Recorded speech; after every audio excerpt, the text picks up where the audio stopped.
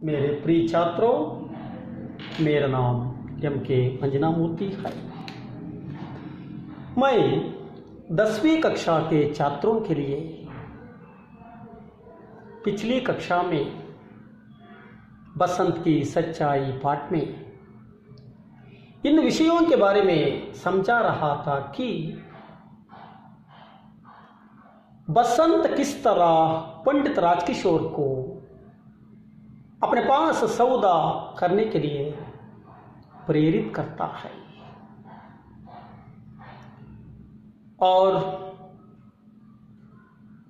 बसंत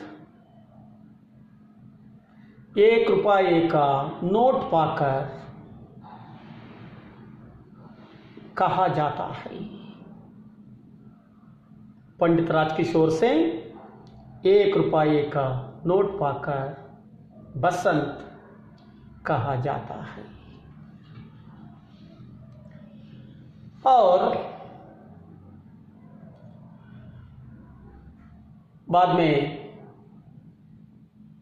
प्रताप कौन है, वह क्यों किशनगंज में आता है, आदि विषयों के बारे में जान कर चुके थे। प्रताप किशनगंज में आकर लोगों से क्या पूछता था, आदि विषयों के बारे में जान कर चुके थे। छात्रों, आज हम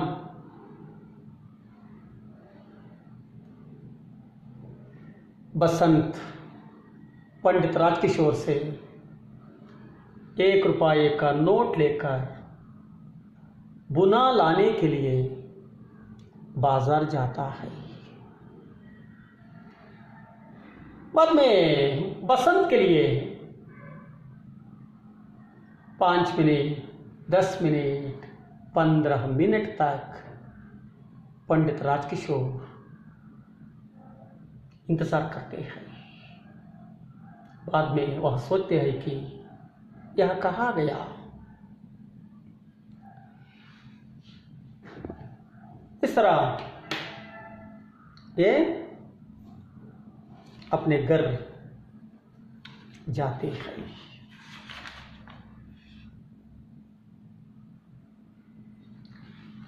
बाद में दूसरे दृश्य प्रारंभ होता है। दूसरे दृश्य में बसंत के भाई, छोटा भाई किशनगंज जाता है। किशनगंज में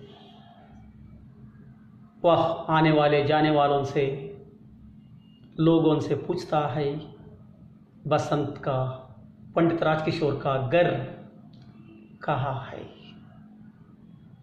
बाद में पंडित राजकिशोर का घर मिलता है। पंडित राजकिशोर से प्रताप कहता है कि आपके 1 रुपये का नोट के लिए बुना लाने के लिए बसंत बाजार गया था। वह बुना लेकर वापस आते समय एक मोटर गाड़ी से टकराकर दोनों पैर कुचले गए हैं। वह बेहोश हो गया था। उसके पास रहे हुए सामान, पैसे सभी बिखरे गए थे। बहुत मुश्किल से उसे घर ले गए। बाद में पंडित राजकिशोर पूछते हैं, तुरंत उसे होश आते ही उसने मुझे आपके पैसे वापस देने के लिए उसने मुझे भेजा है। पंडित राजकिशोर बसंत के ईमानदारी को देखकर मुग्ध होते हैं, प्रभाव होते हैं। वह पूछते हैं, बेहोश से बाहर आते ही, होश आते ही वह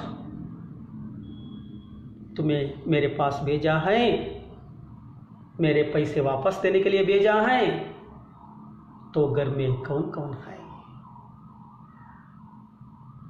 प्रताप कहता है घर में कोई नहीं है। तो पंडित राजकिशोर बसंत के माँ बाप के बारे में पूछते हैं। प्रताप कहते हैं दंगों के दिने में मेरे माता पिता को किसी ने मार डाला था। तो पंडित राजकिशोर मौन होते हैं। बाद में वह तुरंत ही निर्णय लेकर प्रताप से कहता है बच्चा तुम रोवो मत, मैं अभी तुम्हारे घर आता हूं। तुम लोग किशनगंज में रहते हैं, बच्चे रोवो मत, मैं अभी तुम्हारे साथ चलता हूं। अभी इस तरह प्रताप के साथ चलने के लिए, बसंत को चिकित्सा दिलाने के लिए पंडित राजकिशोर ನಿರ್ಣಯ लेते हैं। ಮಕ್ಕಳೇ, ನಾವು ಇಂದಿನ ತರಗತಿಯಲ್ಲಿ ಬಸಂತನ ಸಚ್ಚಾಯಿ ಪಾಠದ ಬಗ್ಗೆ ತಿಳ್ಕೊತಾ ಇದ್ವಿ. ನಿಮಗೆಲ್ಲ ಗೊತ್ತಿರುವ ಹಾಗೆ ಬಸಂತ ಪಂಡಿತ ರಾಜಕಿಶೋರ್ ಅವರನ್ನು ತನ್ನ ಹತ್ರ ವ್ಯಾಪಾರ ಮಾಡೋದಕ್ಕೆ ತುಂಬ ಬೇಡ್ಕೊಳ್ತಾನೆ. ಕೊನೆಗೆ ಅವರು ಉಚಿತವಾಗಿ ಅವನಿಗೆ ಹಣ ಕೊಡಕ್ಕೆ ಹೋಗ್ತಾರೆ. ಆದರೆ ಉಚಿತವಾಗಿ ಹಣ ತಗೊಳ್ಳೋದಕ್ಕೆ ಬಸಂತ ಒಪ್ಪೋದಿಲ್ಲ. ಅವನು ಹೇಳ್ತಾನೆ, ನಾನು ಉಚಿತವಾಗಿ ಹಣವನ್ನು ತಗೊಳ್ಳೋದಿಲ್ಲ. ಉಚಿತವಾಗಿ ಹಣ ತಗೊಳ್ಳೋದು ಅಂದರೆ ಅದು ಭಿಕ್ಷೆ ತಗೊಳ್ಳೋ ಹಾಗೆ. ನಾನು ಭಿಕ್ಷೆ ತಗೊಳ್ಳೋದಕ್ಕೆ ಇಷ್ಟಪಡಲ್ಲ. ನಾನು ನಿಮ್ಮ ಹತ್ರ ವ್ಯಾಪಾರ ಮಾಡೋದಕ್ಕೆ ಇಷ್ಟಪಡ್ತೀನಿ ಅಂತ ಹೇಳ್ತಾನೆ. ಕೊನೆಗೆ ಪಂಡಿತ್ ರಾಜಕಿಶೋರ್ ಅವರು ಏನಾದರೂ ಈ ಹುಡುಗನ ಹತ್ರ ವ್ಯಾಪಾರ ಮಾಡಲೇಬೇಕು ಅಂತ ನಿರ್ಧಾರ ತಗೊಂಡು ಜೋಬ್ಗೆ ಕೈ ಹಾಕ್ತಾರೆ. ನೋಟ್ ಇರುತ್ತೆ, ಚಿಲ್ಲರೆ ಇರೋದಿಲ್ಲ. ಆವಾಗ ರಾಜಕಿಶೋರ್ ಅವರು ಹೇಳ್ತಾರೆ, ಮಗು ನನ್ನ ಹತ್ರ ಚಿಲ್ಲರೆ ಇಲ್ಲ, ನಾನು ನಿನ್ನ ಹತ್ರ ನಾಳೆ ವ್ಯಾಪಾರ ಮಾಡ್ತೀನಿ. ಇಲ್ಲ ಅಂದರೆ ಇವತ್ತು ಸಾಯಂಕಾಲ ನೀನು ಕಿಶನ್ಗಂಜ್ಗೆ ತಗೊಬಂದ್ಬಿಡು.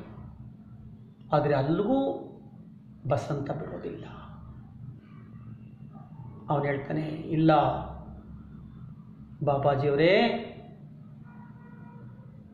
ಇವತ್ತೇ ನೀವು ವ್ಯಾಪಾರ ಮಾಡಿರುತ್ತೆ, ನಿಮ್ಮ ನೋಟನ್ನು ನನಗೆ ಕೊಡಿ,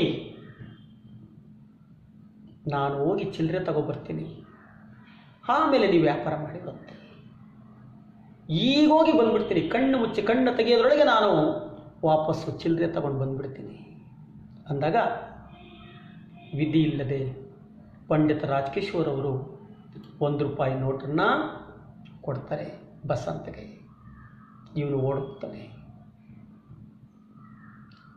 ಪಂಡಿತ ರಾಜಕಿಶೋರ್ ಅವರು ಬಸಂತನಿಗೋಸ್ಕರ 5 ನಿಮಿಷ ಕಾಯ್ತಾರೆ, 10 ನಿಮಿಷ ಕಾಯ್ತಾರೆ, 15 ನಿಮಿಷ ಕಾಯ್ತಾರೆ.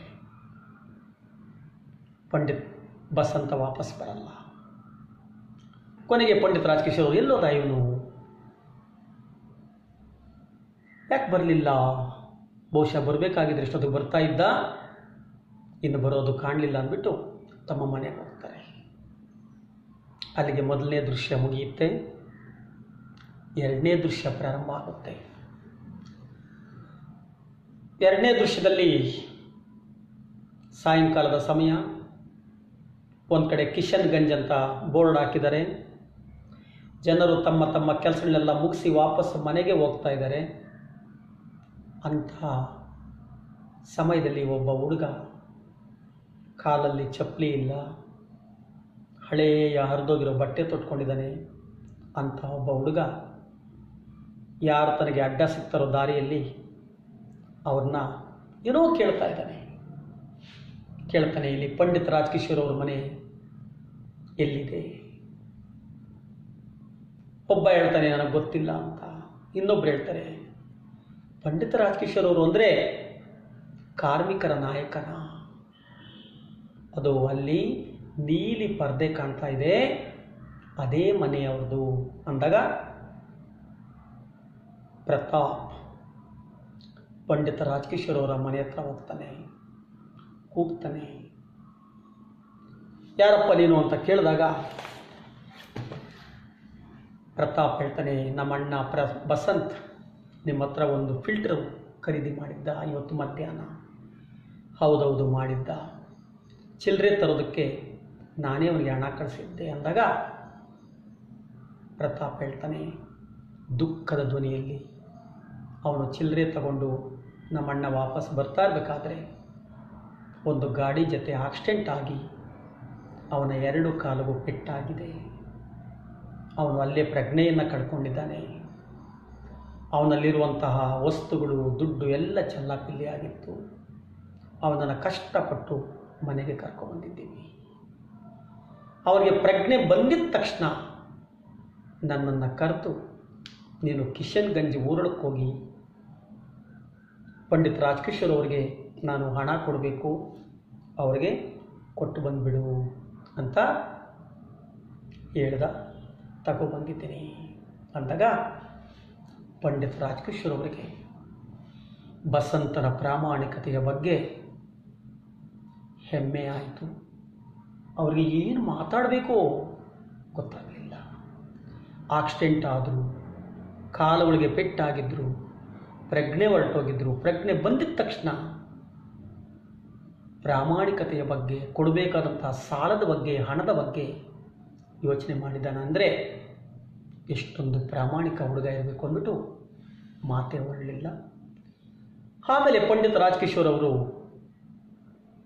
ಪ್ರತಾಪ್ ಹತ್ರ ಕೇಳ್ತಾರೆ, ಮನೆಯಲ್ಲಿ ಯಾರ್ಯಾರಿದ್ದಾರೆ, ನಿಮ್ಮ ಅಪ್ಪ ಅಮ್ಮ ಅಂದಾಗ ಪ್ರತಾಪ್ ಹೇಳ್ತಾನೆ, ಇಲ್ಲ ನಮ್ಗೆ ಯಾರಿಗೂ ಇಲ್ಲ, ನಾವು ಭಿಕ್ಷುಕರ ಕೇರಿಯಲ್ಲಿ ವಾಸ ಮಾಡ್ತಾ ಇದ್ದೀವಿ. ದಂಗೆಯಾದಂತಹ ಸಂದರ್ಭದಲ್ಲಿ ನಮ್ಮ ಅಪ್ಪ ಅಮ್ಮನನ್ನು ಯಾರೋ ಸಾಯಿಸಿಬಿಟ್ರು ಅಂತ ದುಃಖದಿಂದ ಹತ್ಕೊತಾನೆ.